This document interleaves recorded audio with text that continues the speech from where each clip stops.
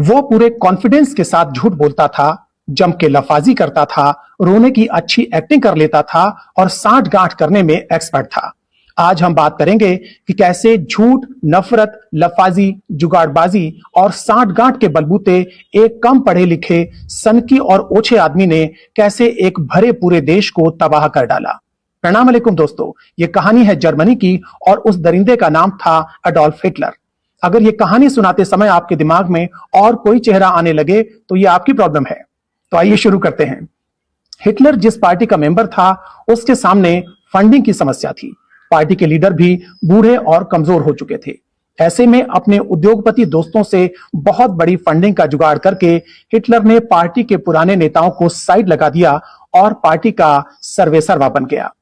Hitler के agenda को आगे बढ़ाने के लिए इन उद्योगपतियों के अखबार दिन रात एक धर्म के खिलाफ नफरत फैलाते थे। ये लोग क्या खाते हैं, क्या पहनते हैं, इनकी संख्या बढ़ रही है, ईसाई लड़कियां इनसे शादी कर रही हैं, ये सब चर्चा किया करते थे और साथ ही साथ हिटलर की महामानव जैसी इमेज पेश करते थे। जबकि हिटलर बहुत ही औसत बुद्धि का, बहुत डरपोक, सनकी और कुंठित आदमी था। वो शारीरिक तौर पर तो कमजोर था ही, मानसिक रूप से भी बीमार था।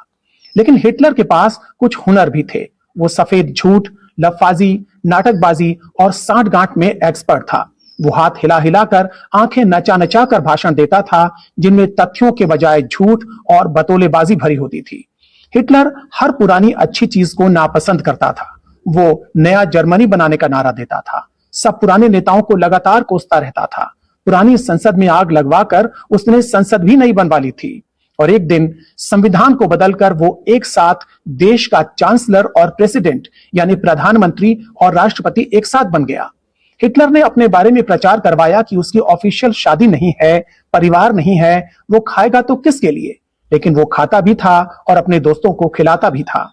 मीडिया उसके बारे में कहता था कि वो बहुत कम सोता है, बहुत कम भोजन करता है और पूरा समय जर्मनी के हितों के लिए काम करता है, जबकि उसका ज्यादातर समय साजिशें करने में, मेकअप करने में, फोटोशूट करने में और भाषणों की रिहर्सल करने में बीतता था। हिटलर शाकाहारी था लेकिन हत्यारा था। उसे सजने संवरने का और अलग अलग पोज में तस्वीरें खिंचवाने का बहुत शौक था। वो बच्चों के साथ फोटो खिंचवाता था, लेकिन उसने लाखों बच्चों की हत्या करवाई या उन्हें यतीम बनवा दिया। और अब हिटलर का अंजाम। अपनी हार नजदीक देखकर हिटलर ने अपनी प्रेमिका समेत खुदकुशी कर ली। उसके दोस्तों और साथियों को 20 साल तक ढूंढ ढूंढ के सजा दी जाती रही और जर्मनी को तबाही से उबरने में लंबा समय लग गया। हिटलर की कहानी हमने आपको इसलिए सुनाई ताकि आप और हम मिलकर उस दरिंदे को लानत भेज सकें और फिर किसी हिटलर को पनपने न दें। जय हिंद, जय जगत।